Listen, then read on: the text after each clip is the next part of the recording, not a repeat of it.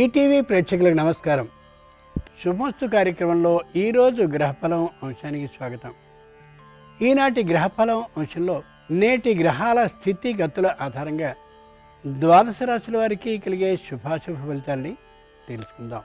ఈరోజు శుక్రవారంతో కూడిన ఏకాదశి, అన్ని కోరికల్ని తీర్చగలిగినటువంటి కామదా ఏకాదశి అని పిలువబడే ఏకాదశి.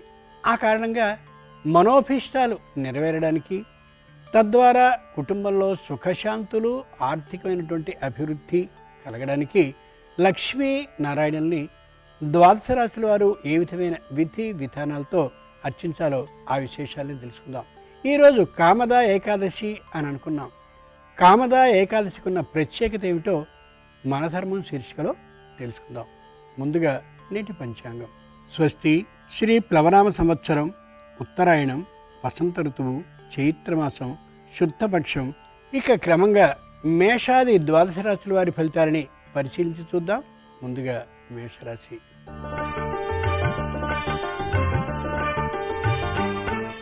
ఈరోజు మేషరాశి వారి ఫలితాలని పరిశీలించి చూస్తే, వివాహాది ప్రయత్నాల్ని పూర్వం వీరు చేసినవన్నీ కూడా తప్పక ఫలించే అవకాశం ఉంది. మంగళ వాద్యాలు మోగే అవకాశం వీరి కారణంగానే సాగుతుంది కూడా. వృత్తి వ్యాపారాలను చేసేటటువంటి వారు ఆర్థికంగా బలంగా ఉంటారు. వాహనాన్ని కానీ భూమిని కానీ కొనాలి అనేటువంటి ఆలోచనకి వస్తారు. ఉద్యోగాన్ని చేస్తూ ఉండేటటువంటి వారు పదవి ఉన్నతిని ఆశిస్తారు. అయితే అది తొందరలో జరిగే అవకాశం లేకపోవచ్చు. నిరుత్సాహపడవలసిన అవసరం లేదు. కార్మిక పారిశ్రామిక రంగానికి చెందినటువంటి వారు ఆచితూచి మాత్రమే అడుగుల్ని వేస్తూ ఆ పరిశ్రమని అభివృద్ధి చేసుకుంటూ ఉంటారు. భాగస్వాములతో సత్సంబంధాలని కొనసాగిస్తారు. ఏ విధమైనటువంటి వ్యతిరేకత, కష్ట నిష్ఠురాలు ఈ రాశి వారికి ఈ రోజున లేదు అని చెప్పాలి. ఈరోజు మేషరాశి వారి అదృష్ట సంఖ్య 7. ధరించవలసిన దుస్తుల రంగు తెలుపు. కామదా ఏకాదశి సందర్భంగా మేషరాశి వారు లక్ష్మీనారాయణుల్ని గంధజలంతో అభిషేకించినట్టయితే ఆరోగ్య ప్రతికూలతలు తొలుగుతాయి.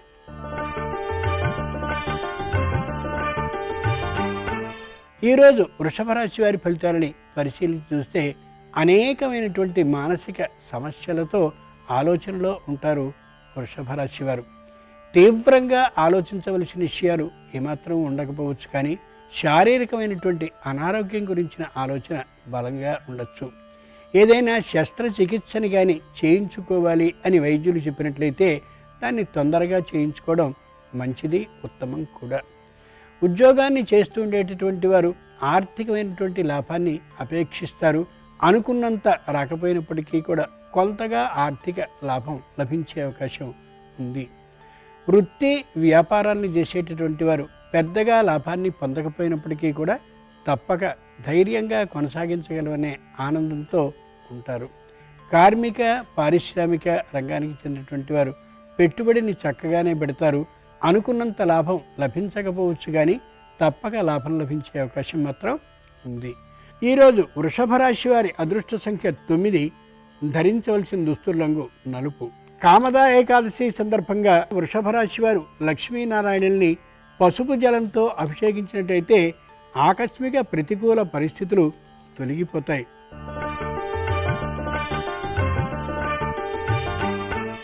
ఈరోజు మిథున రాశి వారి ఫలితాలని పరిశీలించి చూస్తే, దూర ప్రయాణాలని, అంటే స్వదేశం వారు విదేశానికి, విదేశాల వారు స్వదేశానికి ఏదో కారణంగా వచ్చేటువంటి అవకాశం గోచరిస్తోంది. సంతానం చక్కనైనటువంటి విద్యా ప్రమాణాలని చూపిస్తూ మంచి ప్రదేశాలకి, ఉన్నత విద్యల కోసం వెళ్ళే అవకాశం బలంగా గోచరిస్తోంది. వృద్ధులకి ఏ విధమైనటువంటి అనారోగ్య భావన ఉండదు, కానీ వారి గురించి మాత్రం ఇంట్లో ఉండేటువంటి వారికి మానసికమైనటువంటి భయం కాస్త ఎక్కువగా ఉండొచ్చు. అలాంటి దుస్థితి ఏమాత్రం కలగదు. కార్మిక పారిశ్రామిక రంగానికి చెందినటువంటి వారు ఉత్సాహపూర్వకమైనటువంటి వాతావరణంతో ఉంటారు. తమ వద్ద పనిచేసేటువంటి ఉద్యోగులతో అన్యోన్య భావాన్ని, సంబంధాన్ని కలిగి ఉంటారు. రాజకీయ, సంగీత, సాహిత్య రంగాలకు చెందినటువంటి వారికి చక్కనైనటువంటి కాలం ఈరోజు మిథున రాశి వారి అదృష్ట సంఖ్య 2. ధరించవలసిన దుస్తుల రంగు ఆకుపచ్చన. కామదా ఏకాదశి సందర్భంగా మిథున రాశి వారు లక్ష్మీనారాయణుల్ని మారేడాకులతో అర్చించినట్లయితే విద్యార్థులకి మేధాశక్తి పెరిగే అవకాశం ఉంటుంది.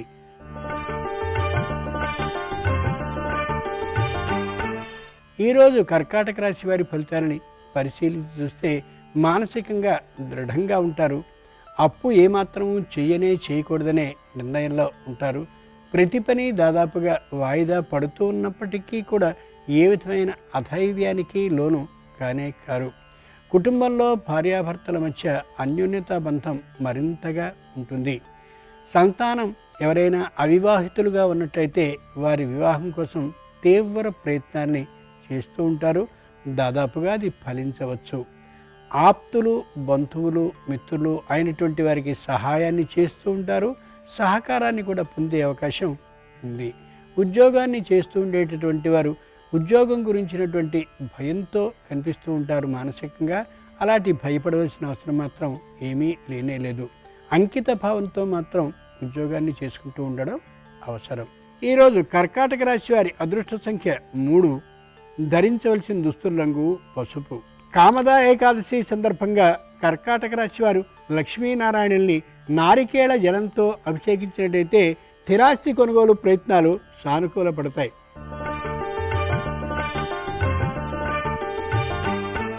ఈరోజు సింహరాశి వారి ఫలితాలని పరిశీలించి చూస్తే స్త్రీలు కొద్దిగా విజృంభించి మాట్లాడేటువంటి కారణంగా అనవసరమైన వివాదాలు తెర మీదకి వచ్చే అవకాశం ఉంది. వృత్తి వ్యాపారాలు చేస్తుండేటటువంటి వారు రుణాలని తీర్చే సందర్భంలో ఖచ్చితంగా వాయిదాకి సొమ్ముని చెల్లించవలసిందే. లేని పక్షంలో ఇబ్బందిని ఎదుర్కొనే అవకాశం ఉంది. ఉద్యోగస్తులు తమ మీద నిఘా నేత్రం ఉందనేటువంటి అభిప్రాయంతో మరింత జాగరూకతతో ఉద్యోగాన్ని నిర్వహించుకోవడం అవసరం. కార్మిక పారిశ్రామిక రంగానికి చెందినటువంటి వారు తీసుకోవాల్సిన ప్రత్యేక జాగరూకతలంటూ ఈ రోజుకేమీ లేనే లేవు. దూరభార ప్రయాణాన్ని వీలైనంత వరకు మానుకోవడం అవసరం. మిగిలినటువంటి రంగాలకి చెందినటువంటి వారు అనారోగ్య భావన వృద్ధులకి కలిగేటటువంటి అవకాశం ఉంది.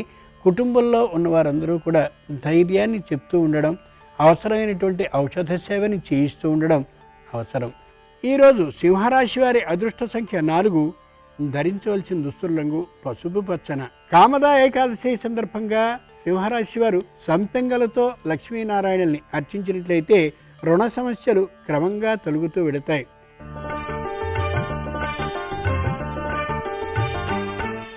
ఈరోజు కన్యారాశి వారి ఫలితాలని పరిశీలించి చూస్తే గౌరవ లోపం కలిగే అవకాశం ఉంది. ఆ కారణంగా ఆచితూచి మాట్లాడడం అవసరం. మహిళలు వృత్తి వ్యాపారాలను చేసేటటువంటి వారు చక్కగానే వ్యాపారాన్ని చేస్తారు. అయితే తీర్చవలసినటువంటి బాకీల సొమ్ము ఎక్కువయ్యేటటువంటి కారణంగా చేతిలో ధనం పెద్దగా నిలువ ఉండకపోవచ్చు.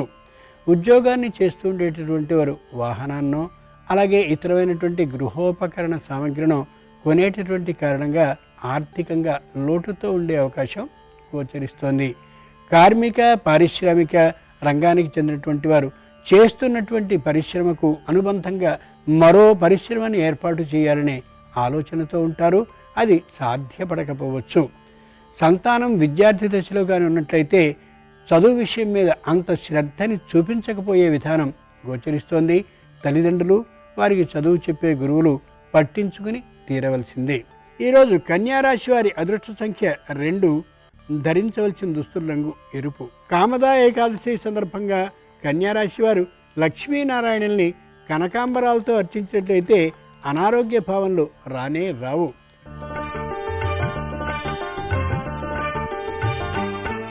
ఈరోజు తులారాశి వారి ఫలితాలని పరిశీలించి చూస్తే రుణాన్ని చేయాలనేటటువంటి బలమైన ఆలోచనకి వస్తారు. ఆ తీసుకున్నటువంటి రుణం ద్వారా ఆస్తిని పెంపొందించుకోవాలనే ఊహ కూడా వస్తారు. తల్లిదండ్రుల ఆరోగ్యం చక్కగా ఉంటుంది. వీరి ఆరోగ్య పరిస్థితి కూడా అనుకూలంగా ఉంటుంది. చెప్పుకోదగ్గటువంటి అనారోగ్య పరిస్థితులు ఏమాత్రము వీరి బంధువుల్లో కూడా గోచరించవు. ముఖ్యంగా ఉద్యోగాన్ని చేస్తూ ఉండేటటువంటి వారు సంపూర్ణమైన నిబద్ధతా భావంతో పనిచేస్తూ ఉండనటువంటి కారణంగా పైవారి ఆగ్రహానికి గురయ్యే అవకాశం ఉంది. కార్మిక పారిశ్రామిక రంగానికి చెందినటువంటి వారు పెట్టుబడిని పెట్టడానికి ధైర్యాన్ని కలిగి ఉండకపోవచ్చు. రుణభారం ఏమాత్రము ఉండదు. అయినా పొదుపు సూత్రాన్ని పాటిస్తూ ఉండొచ్చు. అయితే ఉద్యోగులకి సకాలంలో జీతాన్ని చెల్లించడం మాత్రం తప్పనిసరి, లేని పక్షంలో ఇబ్బందుల పాలయ్యే అవకాశం ఉంది. ఈరోజు తులారాశి వారి అదృష్ట సంఖ్య 9, ధరించవలసిన దుస్తుల రంగు నీలం. కామదా ఏకాదశి సందర్భంగా తులారాశి వారు లక్ష్మీనారాయణుల్ని ఎర్రగన్నేరులతో అర్చించినట్లయితే క్లిష్ట సమస్యలు క్రమంగా పరిష్కరింపబడతాయి.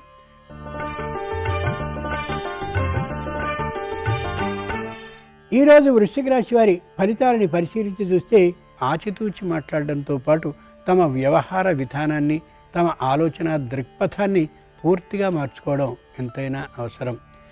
ఆకస్మికంగా తీసుకునేటువంటి నిర్ణయం కుటుంబంలో అందరి వ్యతిరేకతకి కారణం కావచ్చు.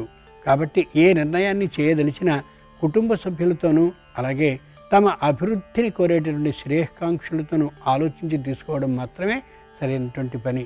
ఈ రోజున నూతన వాహనాన్ని కొనాలి అని అనుకోవడం ఏమాత్రం సరి కాదు. కుటుంబంలో సంతానం విద్యార్థి దశలోగా ఉన్నట్లయితే వారి విద్యా ప్రమాణాలు అంతంత మాత్రంగా ఉంటాయి. అయినప్పటికీ కూడా దిగులు పడవలసిన అవసరం లేదు. విశేషించి ప్రవర్తనలో చక్కనైనటువంటి మార్పు కనిపిస్తుంది. తల్లిదండ్రులతో పాటు అందరూ కూడా సంతోషించే అవకాశం ఉంది. స్పెక్యులేషన్ పెద్దగా లాభించకపోయేటటువంటి కారణంగా అక్కడ పెట్టుబడి పెట్టడం అంత మంచిది కాదు ఈ రోజుకి. ఈరోజు వృశ్చిక రాశి వారి అదృష్ట సంఖ్య 8, ధరించవలసిన దుస్తుల రంగు నీలం. కామదా ఏకాదశి సందర్భంగా వృశ్చిక రాశి వారు లక్ష్మీనారాయణుల్ని తెల్ల గన్నేరులతో అర్చించినట్లయితే సంతానం మేధాశక్తి ద్వారా అమోఘమైన ఫలితాలని పొందగలుగుతారు.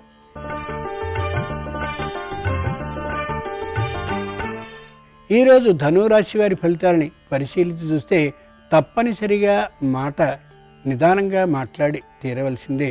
లేని పక్షంలో అయిన వారితో కూడా విరోధాలు గోచరించే అవకాశం ఉంది.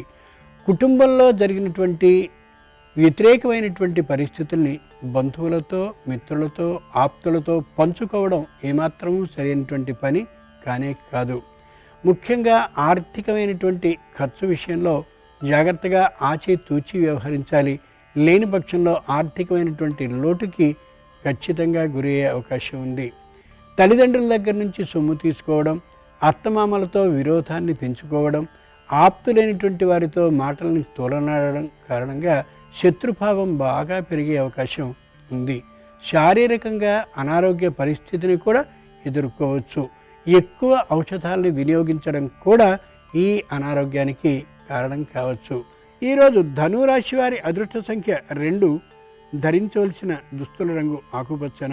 కామదా ఏకాదశి సందర్భంగా ధనురాశి వారు మల్లెలతో లక్ష్మీనారాయణుల్ని అర్చించినట్లయితే దృష్టి దోషాల నివారణ కలిగే అవకాశం ఉంది.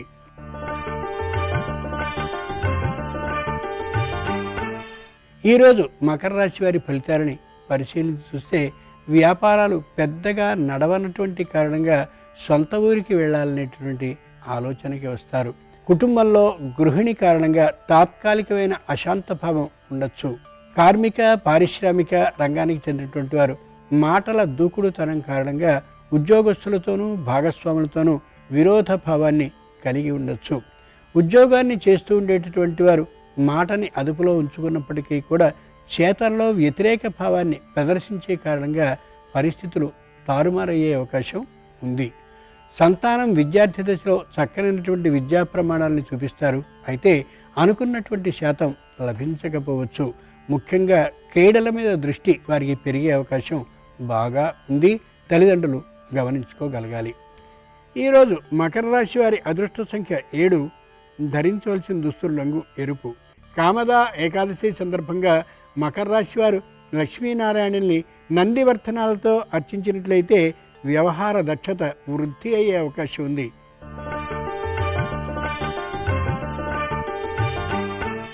ఈరోజు కుంభరాశి వారి ఫలితాలని పరిశీలించి చూస్తే దూరభార ప్రయాణాలని చేయాలని, ఉద్యోగాన్ని మరో చోట వెతుక్కోవాలని ఆలోచనలు చేస్తారు. వ్యాపారం కోసం ఏదో ప్రదేశానికి వెళ్ళి అక్కడ వ్యాపారాన్ని వృద్ధి చేయాలి అని అనుకుంటారు. ఇవన్నీ సాగేటటువంటి వ్యవహారాలు కాదు. ఆర్థికంగా రుణాన్ని చేస్తారు. రుణాన్ని తీర్చలేక ఇబ్బంది పడే అవకాశం హెచ్చుగా ఉంది. మాటని నిలబెట్టుకోలేకపోవచ్చు. ఆ కారణంగా బంధు విరోధం ఏర్పడే అవకాశం ఉంది. ఉద్యోగాన్ని చేస్తూ ఉండేటటువంటి వారు సకాలంలో రావడం, వృత్తిని సరిగా నిర్వహించడం అనేవి చేయకపోయే పరిస్థితి ఉంది. ఆ కారణంగా పరిస్థితులు తారుమారయ్యే అవకాశం కూడా ఉంది. కార్మిక పారిశ్రామిక రంగానికి చెందినటువంటి వారు సరైనటువంటి పెట్టుబడిని సకాలంలో పెట్టనటువంటి కారణంగా వస్తువుల దిగుమతి సరిగా అయ్యే అవకాశం లేదు. ఈరోజు కుంభరాశి వారి అదృష్ట సంఖ్య 1. ధరించవలసిన దుస్తుల రంగు పసుపు పచ్చన. కామదా ఏకాదశి సందర్భంగా కుంభరాశి వారు లక్ష్మీనారాయణుల్ని చందన జలంతో అభిషేకించినట్లయితే ఆదాయ మార్గాలు అనేకమవుతాయి.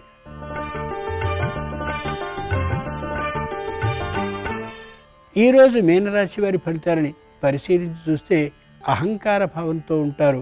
కుటుంబంలో స్త్రీలు ఆప్తులు, బంధువులు, మిత్రులు అయినటువంటి వారి రాకపోకల కారణంగా ఇల్లంతా సందడిగా ఉండే అవకాశం ఉంది. ఉద్యోగాన్ని చేస్తూ ఉండేటటువంటి వారికి చెప్పుకోదగ్గ ఇబ్బందులు ఏమాత్రమూ లేనే లేవు. అలాగని వేరు విధంగా ప్రవర్తించడం ఏమాత్రమూ సరి కానే కాదు. కార్మిక పారిశ్రామిక రంగానికి చెందినటువంటి వారు ఆర్థికమైనటువంటి పొదుపు సూత్రాన్ని పాటించేటటువంటి కారణంగా ఉద్యోగుల్లో తాత్కాలిక అసహన భావం గోచరించవచ్చు. వేతన అభివృద్ధిని కోరుకుంటున్నటువంటి ఉద్యోగులకి ఈ ఆలోచన సరిగా అనిపించకపోవచ్చు. అయిన వారి పట్ల అసహన భావంతో ఉండే అవకాశం ఉంది. ద్వేషాన్ని చూపించేటువంటి అవకాశం కూడా ఉంది. ఆ కారణంగా సొంత వారే దూరం అయ్యేటటువంటి పరిస్థితులు గోచరిస్తున్నాయి. ఈరోజు మీనరాశి వారి అదృష్ట సంఖ్య 8. ధరించవలసిన దుస్తుల రంగు నలుపు. కామదా ఏకాదశి సందర్భంగా మీనరాశి వారు లక్ష్మీనారాయణుల్ని చెరకు రసంతో అభిషేకించినట్టయితే శుభకార్య ప్రయత్నాల్లో తప్పక జయం సిద్ధించి తీరుతుంది. సంవత్సర చక్రంలో మనకి ఏకాదశులు 24 వస్తాయి. నెలకి 2 చొప్పున 12 నెలలకి ఒక్కొక్క ఏకాదశికి ఒక్కొక్క పేరుని ఏర్పాటు చేశారు ప్రాచీనులైన మహర్షులు. ఈరోజు కామదా ఏకాదశి. కామదా ఏకాదశి ప్రత్యేకత ఏమిటో ఆ విశేషాన్ని మన ధర్మం అనే శీర్షికలో ఇప్పుడు తెలుసుకుందాం.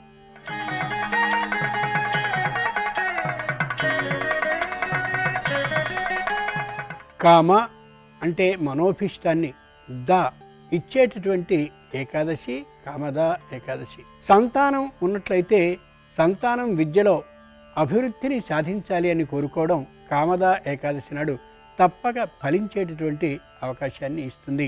శ్రీ విష్ణు సహస్రనామాన్ని ఉదయకాలంలో లేదా సాయంకాలంలో ముమ్మారు ఒకే ఆసనంలో కూర్చుని పఠించినట్లయితే కామదా ఏకాదశి తన పేరుని సార్థకపరుచుకుంటుంది.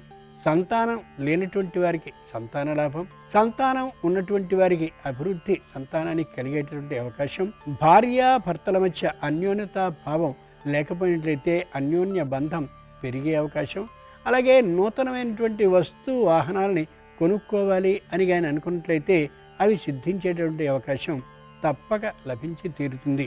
లక్ష్మీనారాయణుల విగ్రహాన్ని లేదా పటాన్ని లేదా చిత్రాన్ని ఉంచి పసుపు అక్షతలతో విష్ణు సహస్రనామాన్ని చదువుతూ నిదానంగా కానీ పూజించినట్లయితే తప్పక లక్ష్మీ నారాయణులు అనుగ్రహించి తీరుతారు. సృష్టిని బ్రహ్మ చేస్తే, స్థితిని శ్రీ మహావిష్ణువు చేస్తే, లయాన్ని శంకరుడు చేస్తాడు అని అందరికీ తెలిసినటువంటి అంశమే. రక్షణ ఇచ్చేటటువంటి ఏ శ్రీమన్నారాయణమూర్తి ఉన్నాడో ఆయన రక్షించడం అంటే ఇబ్బందులు లేకుండా రక్షించడం అని అర్థం కాకుండా ఎవరు ఏ విధమైన మనోభీష్టంతో ఉన్నారో ఆ మనోభీష్టాన్ని తీరుస్తారు అనడానికి పర్యాయ పదమే రక్షించడము అని అర్థం. ఆ కారణంగా శుక్రవారం సందర్భంగా లక్ష్మీనారాయణుల్ని కామదా ఏకాదశి సందర్భంగా విష్ణు సహస్రనామాన్ని ముమ్మారు పఠిస్తూ ఉన్నట్లయితే తప్పక మనోభీష్టం సిద్ధించేటటువంటి అవకాశం ఉంది.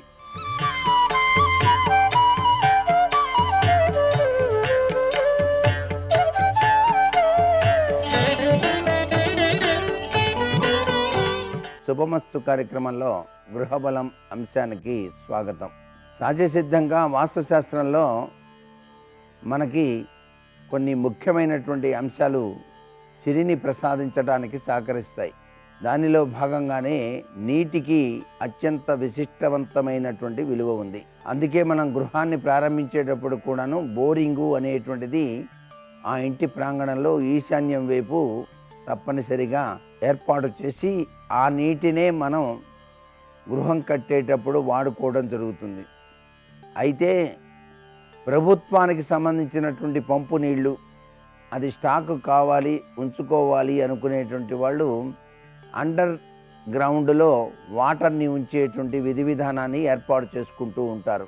గవర్నమెంట్కి సంబంధించినటువంటి పంపులకి సంబంధించినటువంటి నీరు నిల్వ చేసేటువంటి ట్యాంకు. ఆ ట్యాంక్ని చాలామంది కూడాను ఈశాన్యంలో గోడకి ఆనిచ్చి కడుతూ ఉంటారు నిల్వ చేయటానికి. అలా గోడకి ఆనించి ఎప్పుడూ కూడా ట్యాంక్ నిర్మాణం చేయకూడదండి. గోడకి ఆనించకుండా ప్రత్యేకంగా విడిగానే ఈశాన్య దిశలో కట్టేటువంటి విధి విధానంలో మీరు గనక ఈశాన్యం వైపు గనక గేటు గనక పెట్టినట్లయితే ఆ గేటు ఆ గుంటలో పడకుండా జాగ్రత్త పడాలి.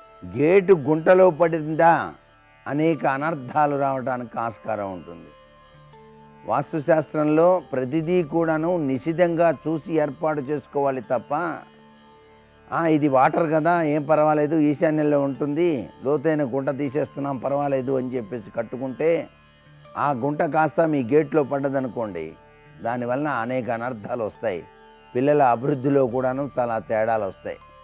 ఎంత కృషి చేసినప్పటికీ కూడాను చదువులో రాణించలేకపోవటం, విదేశాల కోసం ప్రయత్నాలు చేసినా కూడాను వ్యర్థంగా డబ్బుని ఖర్చు చేయవలసిన పరిస్థితులు ఏర్పడటం లాంటి సంఘటనలు జరుగుతాయి. ఆర్థికపరమైనటువంటి అనేక ఇక్కట్ల గురి కావాల్సి వస్తుంది. ఆరోగ్య ప్రభావం కూడా పనిచేస్తుంది. అందుచేత ఇంటిలో మీరు ట్యాంక్ నిర్మాణం చేసేటప్పుడు మాత్రం చాలా జాగరూకత వహించి గోడకి ఆనించి మాత్రం కట్టకండి. కాంపౌండ్ వాల్ని ఆనించి కట్టకూడదు. తూర్పు కాంపౌండ్ వాల్, ఉత్తర కాంపౌండ్ వాల్ని ఆనించి గుంటని గనక తీసినట్లయితే ప్రత్యేకంగా ఆ గోడగానే ఉండాలి. ఈ ట్యాంక్ గోడగానే ఉండాలి. ఈ ట్యాంక్ గోడ మాత్రం మీ యొక్క కాంపౌండ్ వాల్ గేటులో పడకూడదు. ఇవన్నీ చూసుకొనే నిర్మాణానికి ఉపక్రమించాలి తప్ప ఏదోట్లే కానివ్వండి అని చెప్పేస్తే తర్వాత పిల్లల అభివృద్ధి విషయంలో చాలా తేడాలు వస్తాయి. వాస్తురీత్యా బ్రహ్మాండంగా కట్టామండి అంటూ ఉంటారు, కానీ ఈ చిన్న విషయాలు మాత్రం పట్టించుకోకుండా చాలామంది తన జీవితాలని గడుపుతున్నారు. దానివల్ల అభివృద్ధి కుంటుపడుతోంది కూడా. అంతేకాకుండా చాలామంది ఆ ట్యాంక్ నిర్మాణం చేసిన తర్వాత దానిపైన ఆచ్ఛాదనగా ఒక ఇనుపది సంబంధించింది మూత లాంటిది వేస్తున్నారు. ఆ మూత వేసినప్పుడు కూడాను అది బరువైందిగా ఎత్తుగా ఉండకూడదు. మూత ఈశాన్యంలో బరువు ఉండకూడదు, మూత ఎత్తుగా ఉండకూడదు.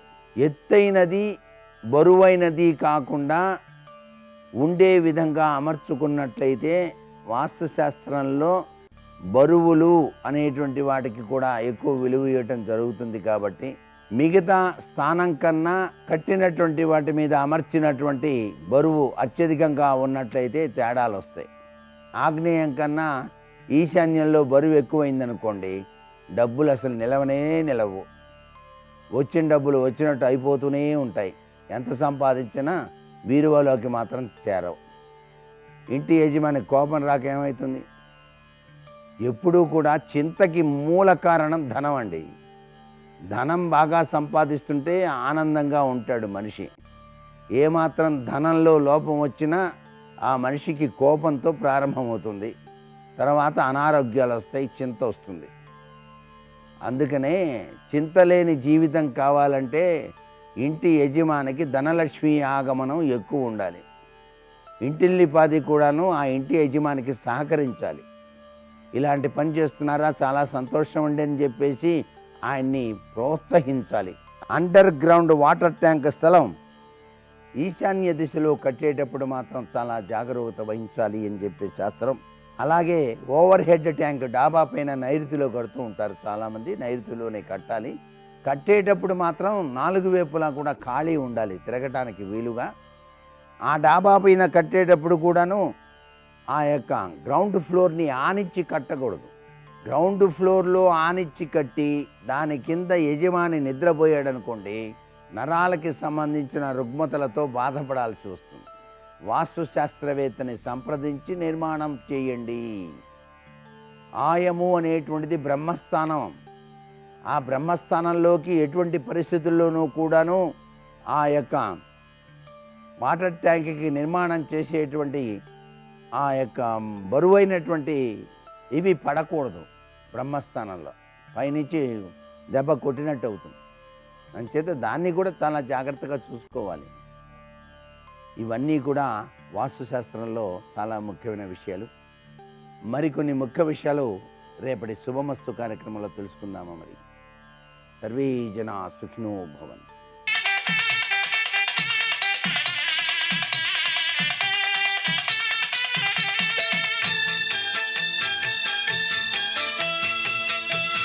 శుభమస్తు కార్యక్రమంలో శ్రీరస్తు అంశానికి స్వాగతం.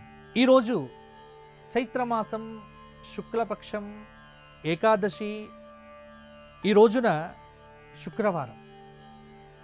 ఈ ఏకాదశిని కామదా ఏకాదశి అని పిలుస్తారు అని షడ్వింశతి ఏకాదశి మహాత్మ్య గ్రంథం చెప్తోంది.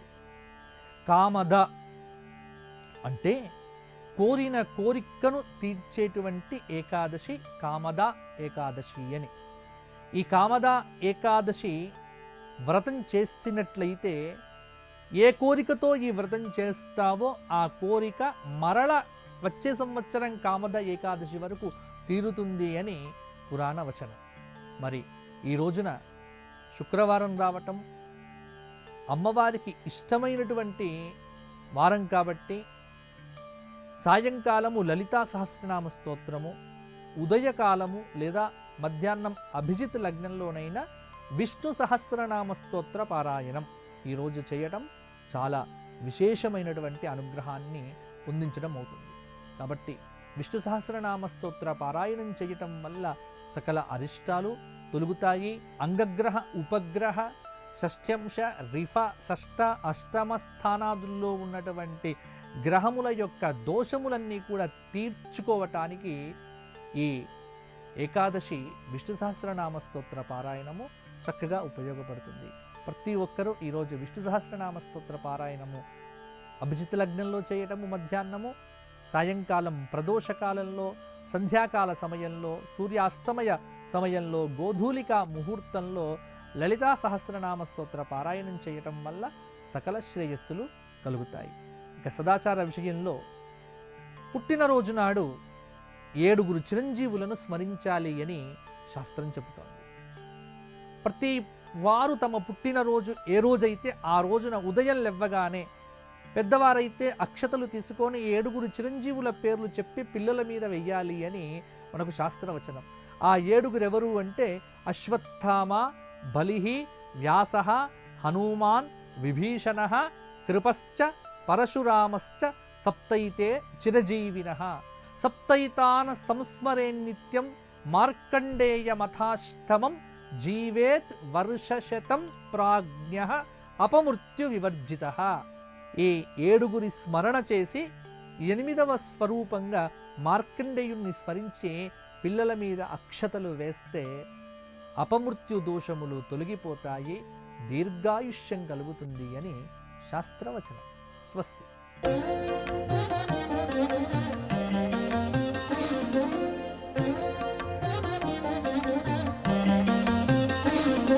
శుభోదయం. శుభమస్తు కార్యక్రమంలో విజయోస్తు అన్న అంశానికి స్వాగతం. అస్తు, జయోస్తు, విజయోస్తు, శ్రీరస్తు. ఈ అన్నింటిలో కూడా ధ్వనించేటటువంటి శబ్దం అస్తు. అందులో ఉన్న మరొక అక్షరం షకారం, శంకరుడిలో ఉండే మెలిక ష. శం అంటే సుఖము అని అర్థం, ఆనందము అనే అర్థం కూడా ఉంది.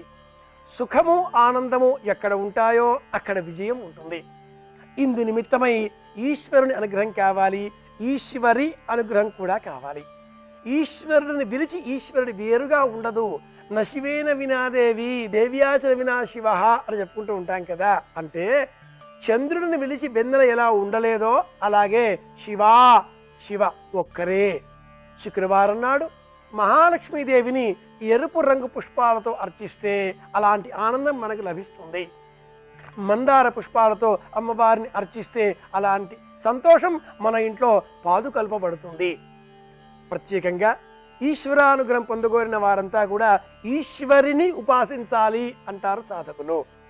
శ్రీమాత్రే నమః, శ్రీ మహారాజ్ఞే నమః, శ్రీమత్సింహాసనేశ్వర్యే నమః, చిత్ అగ్నికుండ సంభూతాయే నమః ఇలాంటి నామాలన్నీ కూడా చెబుతూ కుంకుమారాధన చేస్తూ ఎరుపు రంగు పుష్పాలతో అమ్మవారిని సేవిస్తూ ఎరుపు రంగు చీరలు వస్త్రాలు ధరిస్తూ చేతికి ఎరుపు రంగు దారం కట్టుకుంటూ నుదుట ఎరుపు రంగు కుంకుమ పెట్టుకొని అమ్మవారిని సేవిస్తూ ఉంటే అలాంటి వారిని చూచి ఈశ్వరుడు సంతోషపడతాడట.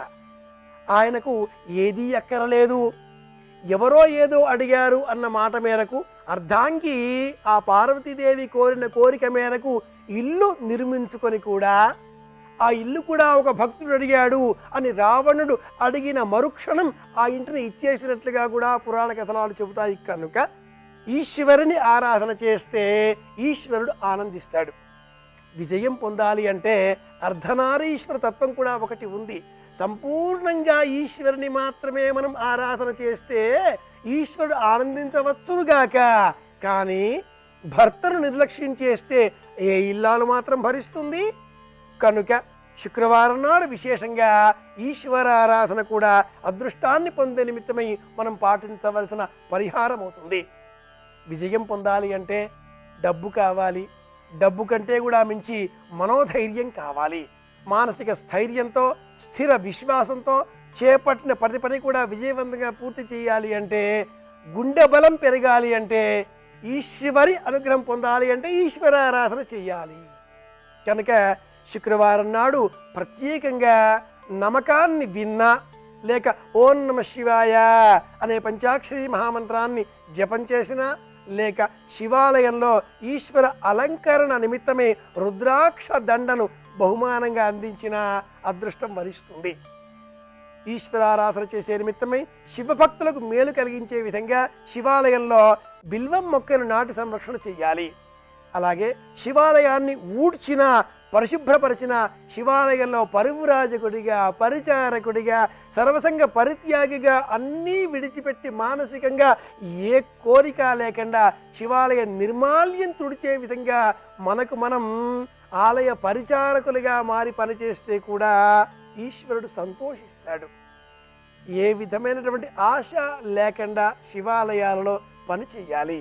విష్ణువాలయం శివాలయం రెండింటికి కూడా ఈనాటి కాలంలో కమిటీలు ఉంటాయి, ప్రతినిధులు ఉంటారు, చైర్మన్లు ఉంటారు, అధికారులు ఉంటారు. రెండు ఆలయాలలో కూడా ఉండే ప్రత్యేకత ఏమిటి అంటే, పొరపాటుగానైనా విష్ణువాలయంలో ఉండేటటువంటి వారు విష్ణువు సంబంధించినటువంటి పదార్థాల రూపంలో ఆ విష్ణువుకు అనుబంధించినటువంటి డబ్బును ఏదో ఒక రూపంలో పదార్థంగా స్వీకరించిన దోషం ఉండదేమో, కానీ శివాలయాలలో పొరపాటుగా కూడా కొబ్బరి వక్కని ఇంటికి తీసుకుపోయినా కూడా అది గ్రహపాటుగా మారుతుంది అంటుంది శివ సంబంధిత పురాణ విజ్ఞానం. ఈశ్వరుడు నిరపేక్ష భావంతో తనను సేవించేటటువంటి వారిని అనుగ్రహిస్తాడు. కనుక విజయం పొందాలి అంటే మనోబలం పెరగాలి. ఈ మనోబలం పెరగాలి అంటే శివాలయంలో కొబ్బరికాయను సమర్పించి ఆ కొబ్బరికాయలో ఉండేటటువంటి శుభకరమైనటువంటి కొబ్బరి నీటి ద్వారా శివాభిషేకం చేస్తూ ఓం నమ శివాయ అని 11 మార్లు చెప్పి ఆ పిదప ఆ కొబ్బరి వక్కను ప్రసాదంగా తీసుకోవాలి అన్నా కూడా ఆలయంలో ఉత్తర దిగ్భాగంలో ఉండేటటువంటి చండీశ్వరుడికి చెప్పి నమస్కరించి ఆ పిదప ప్రసాదంగా స్వీకరించాలి. ఉత్తర దిగ్భాగంలో ఉండేటటువంటి ఈ చండీశ్వరుడికి చిటికల చండీశ్వరుడు అని పేరు. అక్కడికి వెళ్ళి చిటిక వెయ్యాలి. చిటిక వేస్తే మన ఇండ్లలో చాలా దోషం అంటారు. ఎవరినైనా పిలుస్తూ చిటిక వేస్తూ ఇలా వస్తారా అని చిటిక వేసి పిలిస్తే ఎదుటి వారికి చాలా ఆగ్రహం వస్తుంది. అలాంటి ఆగ్రహం రానటువంటి పరమ స్వరూపం శివభక్తులలో అగ్రేసర స్వరూపం చండీశ్వర స్వరూపం. ఆలయంలో పరిచారకులకు ఉండవలసినటువంటి ప్రధాన లక్షణం కోపం లేకుండా ప్రవర్తించడం, ఎవరు ఏదన్నా కూడా ప్రతిస్పందించకపోవడం. స్పందించడం ఒక పక్కన పెట్టేసి ప్రతిస్పందించకపోవడం రెండు వేరు పదాలు అవుతాయి.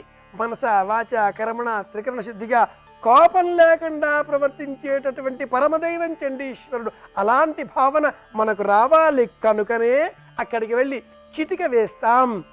ఆయనకి కోపం రాదు. శివభక్తుడు కదా, శివాలయంలో పరిచారకుడు కదా, కనుక అలా చిటిక వేసి, చండీశ్వర నీ అనుమతితో ఈ ప్రసాదాన్ని అందరికీ పంచబోతున్నాను, నేను స్వీకరిస్తాను అని మనస్సులో అనుకోవాలి అంటుంది పురాణ విజ్ఞానం. శుక్రవారం నాడు ఈశ్వరిని, అమ్మవారిని కుంకుమతో అర్చిద్దాం, ఎరుపు రంగు పుష్పాలతో పూజిద్దాం, అలాగే శివారాధన చేద్దాం. మరింత ఆనందంగా మళ్ళీ రేపు కలుసుకుందాం. జీవితంలో విజయాన్ని సాధిద్దాం. శుభమస్తు.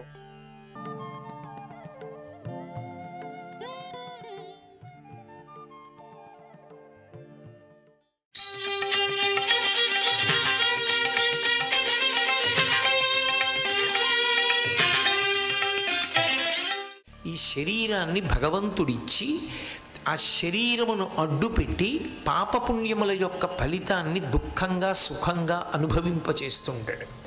ఈ అనుభవింపచేసేటప్పుడు దీనికి మర్త్యలోకమని పేరు. కేవలము దుఃఖాన్ని ఇవ్వడు, కేవలము సుఖాన్ని ఇవ్వడు. చేసిన కొన్ని పాపాలకి ఫలితంగా కొన్ని దుఃఖాలు అనుభవిస్తూ ఉంటాడు, పుణ్యాలకు ఫలితంగా కొన్ని సుఖాలు అనుభవిస్తూ ఉంటాడు. రెండూ ఉంటాయి. అందుకే రామాయణంలో సీతమ్మ ఒక మాట అంటుంది, కళ్యాణి బతగాదేయం లౌకికీ ప్రతిపాదిమ ఏతి జీవంతిమానందో నరం వర్ష శతాదపి అంటుంది. 100 ఏళ్ళు జీవించినటువంటి వాడు ఎన్ని కష్టాలు పడ్డా చిట్ట చివరిలోనైనా ఒక మంచి మాట వింటాడు, సుఖపడతాడు. పూర్తిగా దుఃఖం ఉండదు, పూర్తిగా సుఖం ఉండదు. కొన్నాళ్ళు సుఖపడతాడు, తర్వాత ఏదో దుఃఖం వస్తుంది, మళ్ళీ దుఃఖం పోతుంది, మళ్ళీ సుఖం వస్తుంది. సుఖ దుఃఖములను రెండిటినీ అనుభవించాలి ఈ లోకంలో ఉంటే. అలాగే ఏ శరీరంతో వచ్చాడో ఆ శరీరాన్ని ఈ లోకంలోనే విడిచిపెట్టి వెళ్ళిపోవాలి. శరీరంతో వెడతానంటే కుదరదు. ఈ 2 లక్షణములు ఏ లోకంలో ఉంటాయో ఆ లోకాన్ని మర్త్యలోకం అంటారు. మనందరం ఇప్పుడు ఆ లోకంలో ఉన్నాం. ఇప్పుడు నేను గత జన్మలలో చేసిన పాపం ఏమిటి, నేను గత జన్మలలో చేసిన పుణ్యం ఏమిటి, నాకు జ్ఞాపకం ఉండదు. నేను జ్ఞాపకం ఉండి వాటి ఫలితం వస్తోందన్న విషయాన్ని కూడా నేను కనిపెట్టలేను. కాలము నా చేతిలో ఉండదు. ఇప్పుడు బాగుంది కదా, చాలా సంతోషంగా ఉంది కదా, ఈ కాలం ఇలా ఆగిపోవాలి అంటే కాలము ఆగదు. ఈ కాలము రాకూడదు అని నేను అన్నాను అనుకోండి. నేను ఒకప్పుడు 30 ఏళ్ల వయసులో ఉన్నాను, ఇప్పుడు 60వ సంవత్సరంలోకి వస్తున్నాను. 60 సంవత్సరాలు దాటిపోతే నాకు వృద్ధాప్యం వచ్చేస్తుంది కదా, అందుకని ఇక కాలం రాకూడదు, కాలం ఆగిపోతే బాగుండు అని నేను అన్నాను అనుకోండి. ఆగిపోతుందా? ఆగదు. ఒకనాడు సుఖంగా ఉందని ఈ కాలం వెళ్ళిపోకుండా ఉంటే బాగుండు అంటే వెళ్లకుండా ఉంటుందా? దుఃఖం వచ్చినప్పుడు ఈ కాలం తట్టుకోవడం చాలా కష్టంగా ఉంది, ఇది వెళ్ళిపోతే బాగుండంటే వెడుతుందా? వెళ్ళదు. కాలము తనదైన శైలిలోనే వస్తుంది. ఆ కాలంలోనే భగవంతుడు ఏం చేస్తాడంటే దురితము అంటారు. చేసిన పాపపుణ్యములను దృష్టిలో పెట్టుకుంటాడు, పెట్టుకొని సుఖ దుఃఖములను ఇస్తూ ఉంటాడు. కానీ మనిషి మాత్రం ఏం కోరుకుంటాడు? ఎప్పుడూ సుఖంగా ఉండాలనే కోరుకుంటాడు. ఇవాళ నేను వెడుతుంటే నాకు ఎదురు దెబ్బ తగలాలి, ఎదురు దెబ్బ తగిలి నా వేలు విరిగిపోవాలి, బాగా రక్తం కారాలి, కట్టు కట్టాలి, ఒక 10 రోజులు నేను మంచం మీద ఉండాలి, నేను లేచి తిరగకూడదు, ఈ 10 రోజుల్లో నేను చేయవలసిన కార్యక్రమాలన్నీ రద్దయిపోవాలి అని ఎవడైనా కోరుతాడా? ఎవరు కోరరు. ప్రతిరోజు సుఖంగా ఉండాలనే కోరుకుంటాడు, ప్రతి నిమిషం సంతోషంగా ఉండాలని కోరుకుంటాడు. కానీ అలా సంతోషంగా ఉండడానికి ఏది ఉండాలి? పుణ్యం ఉండాలి, పాపం ఉండకూడదు. కేవలము పుణ్యమే ఉన్నదనుకోండి అసలు ఈ లోకానికి రాడు, దేవతగా ఉంటాడు. ఎందుకంటే కేవలము సుఖములు అనుభవించవలసి వస్తే దేవతలుగా పంపిస్తారు. ఇక్కడ ఉన్నాడు అంటే పాప ఫలితాన్ని పుణ్య ఫలితాన్ని కూడా అనుభవించాలి. అంటే దుఃఖం వస్తుంది, ఏదో ఒక సమయంలో వస్తుంది, ఏదో కారణంగా వస్తుంది. వచ్చినప్పుడు ఈశ్వరుడు మనకి ఎదురుగుండా నిలబడి, ఇదిగో నువ్వు ఫలానా అప్పుడు ఈ పాపం చేశావు, అందుకని ఇవాళ నేను నీకు ఈ ఫలితం ఇస్తున్నాను అని చెప్పి ఇవ్వడు. రామాయణంలో రాముడు ఇదే అంటాడు, రేపటి రోజున యవరాజ్య పట్టాభిషేకం అనుకున్నాడు. తీరా యవరాజ్య పట్టాభిషేకం జరుగుతుంది అనుకుని అంతఃపురానికి వెడితే ఇవాళ నీకు యవరాజ్య పట్టాభిషేకం లేదు, సరికదా 14 సంవత్సరముల పాటు నువ్వు అరణ్యవాసానికి వెళ్ళిపోవాలి. ఇదే ముహూర్తానికి నీకు జరగవలసినటువంటి యవ్వరాజ్య పట్టాభిషేకం భరతుడికి జరుగుతుంది. నవపంచచ వర్షాణి దండకారణ్యమాశ్రిత క్షీరాజనజటాధారీ రామో భవతు తాపస అభిషేక సమారంభో రాఘవస్యోపకల్ప్యతాం అనేనైవేన వేగేన భరతోమిభిషిచ్యతాం. ఏ ముహూర్తానికి రాముడికి పట్టాభిషేకం జరగాలని అనుకున్నారో ఆ ముహూర్తంలో పట్టాభిషేకం జరగలేదు సరిగదా, 14 ఏళ్ళు అరణ్యవాసానికి వెళ్ళిపోయాడు.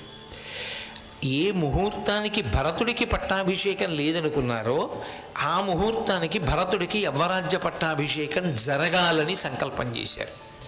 పోనీ ఆ ముహూర్తం కాకపోయినా తరువాత అయినా యవ్వరాజ్యం భరతుడికి ఇవ్వాలి అని అనుకున్నారు. రాముడు పట్టాభిషేకం జరుగుతుంది అని అనుకున్నాడు, జరగలేదు. లక్ష్మణస్వామి వచ్చి అన్నాడు, గురోరప్పివలిప్తస్య కార్యాకార్యమజానత ఉత్పదం ప్రతిపన్నస్య కార్యం భవతి శాసనం. నాన్నగారు ఎవరు? మన రాజ్యంలో నియమం ఏమిటి? పెద్ద కొడుక్కి రాజ్యం వెళ్ళాలి. ఎప్పుడు ఇవ్వరు? పెద్ద కొడుకు అధర్మాత్ముడైతే, చేయరాని భయంకరమైన పాపములు చేస్తే రాజ్యాధికారం కట్టబెట్టరు. నువ్వు పెద్ద కుమారుడివి, నువ్వు ఏ విధమైన దోషములు చెయ్యలేదు, నీ యందు ఏ పాపము లేదు, నీకివ్వను రాజ్యం భరతుడికి ఇస్తానడానికి దశరథుడికి ఏ అధికారం ఉంది? నువ్వు అను. ఇవాళ రాత్రే నేను దశరథుణ్ణి నిగ్రహించి యుద్ధంలో ఓడించి నీకు యవ్వరాజ్య పట్టాభిషేకం చేస్తాను, నీ చేతికి మట్టి అంటుకోక్కర్లేదు అన్నట్లుగా మాట్లాడాడు రాముడితో. రాముడు నవ్వన్నాడు, అసంకల్పితమేవేహ యదకస్మాత్ ప్రవర్తతే నివర్త్యారంభమారబ్ధం అనుదైవస్య కర్మ అన్నాడు. నిన్నటి రోజున పిలిచి మరీ నీకు యవ్వరాజ్య పట్టాభిషేకం చేస్తానని చెప్పిన వారెవరు? నాన్నగారు. ఇవాళ కూడా నాకు యవ్వరాజ్య పట్టాభిషేకం చెయ్యాలన్న కోరిక ఉన్నవారెవరు? నాన్నగారు. నాకు యవ్వరాజ్య పట్టాభిషేకం చెయ్యలేకపోతున్నందుకు రాత్రి 50 మాటలు స్పృహ తప్పి మంచం మించి కింద పడిపోయిన వారెవరు? నాన్నగారు. రాజ్యమంతా ఎవరి చేతిలో ఉంది? నాన్నగారి చేతిలో ఉంది. అయినా నాన్నగారు నాకు యవ్వరాజ్య పట్టాభిషేకం చెయ్యలేకపోతున్నారు. ప్రేమ లేక కాదు, ప్రేమ ఉంది, అయినా చేయలేకపోతున్నారు. అంటే ఎవరు అడ్డుపడ్డారనుకోవాలి? లౌకికంగా ఎవరో అడ్డుపడినట్టు కనపడుతుంది, కానీ యథార్థమునకు వెనక నుండి నడిపిస్తున్నది భగవంతుడు. ఆ భగవంతుడు మన ఎదుట కనపడడం, వెనక నుండి నడిపిస్తాడు. నువ్వు భగవంతుడితో యుద్ధం ఎలా చేస్తావు, నాకు ఎందుకు ఇచ్చావు ఈ ఫలితమని? అనుదైవస్య కర్మ తత్, ఉన్న మార్గం ఒక్కటే. భగవంతుడు ఏది నీకు నిర్ణయించాడో దానిని అనుభవించడం వినా నువ్వు భగవంతుడి మీద తిరగబడి సాధించగలిగినది ఉండదు. ఆయన నీకు ఎదురుగుండా కనపడితే కదూ, కనపడితే మాత్రం నువ్వు ఎదురు తిరగగలవా? ఆయనతో యుద్ధం చేయగలవా? ఎలా సాధ్యం అవుతుంది? చేసినటువంటి పాపపుణ్యములకు ఫలితాన్ని గుర్తుపెట్టుకొని ఇవ్వగలిగినటువంటి ప్రజ్ఞ మహాజ్ఞాని, పూర్ణత్వము కలిగిన వాడు ఆయన. ఇది సనాతన ధర్మమునకు ప్రాణప్రదమైన సిద్ధాంతం. ఇవాళ తప్పు చేసినా తప్పించుకోవడం సాధ్యం కాదు, ఇక్కడ ఎవరూ చూడకపోవచ్చు, కానీ ఈశ్వరుడు దాన్ని దృష్టిలో పెట్టుకొని మళ్ళీ పునర్జన్మలో దాన్ని అనుభవింపచేస్తాడు. అందుకని మనిషి పరతంత్రుడు. తనంత తానుగా ఖచ్చితంగా సుఖాలి అనుభవిస్తాను అంటే సాధ్యం కాదు. నేను దుఃఖమును అనుభవించను అంటే ఆయన చేతిలో ఉండదు. ఈశ్వరుడు దుఃఖం ఇవ్వాలి అని అనుకున్నప్పుడు తప్పుకోవడం ఎవరికీ సాధ్యం కాదు. పూజాసితము